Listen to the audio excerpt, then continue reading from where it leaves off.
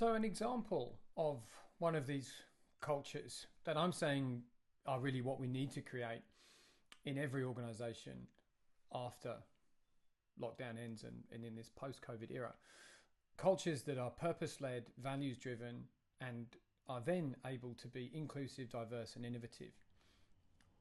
Do any of these exist today? Well, yeah, absolutely they do. And the one that I'm going to call out and celebrate is one that I think in many ways tragically has shifted, but I think the impetus is worth recognizing. So this is the rideshare organization that is part of Transdev in Sydney. So this was a part of a business that was led by this wonderful woman, I hope you're listening, Yvette Mihelic. And what Yvette created was this sort of novel business as part of essentially a sort of an extension of the Sydney public transport network, which was a public ride sharing business. So minibuses roaming around, app driven.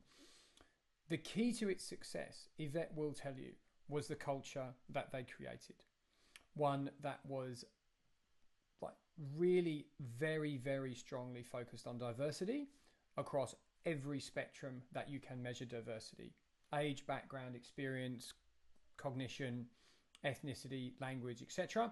They specifically looked for people who'd been out of work for some time, and they then really focused on having systems and structures which allowed those diverse people to be very inclusive.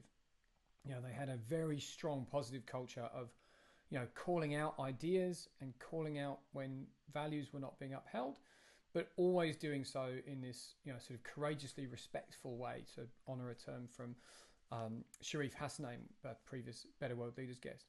And this culture allowed them to be hugely innovative, to adapt and to shift and to blend ideas and existing services together to produce something that was really, at least in the Sydney landscape, quite different and quite new and tremendously successful, until the most senior leadership changed, and then the culture started to erode, and ultimately the whole thing became something else. So that comes back to one of the points I made very early on.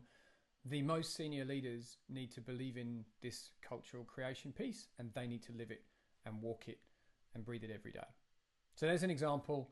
Yvette, I'm a big fan. Keep doing what you're doing now somewhere else. And there's an example. I would love to hear your examples. So if you've got an example of a culture that you've experienced or you're living today, or that you've created, that's purpose-led, values-centered, and is inclusive, diverse, and innovative, I'd love to hear from you.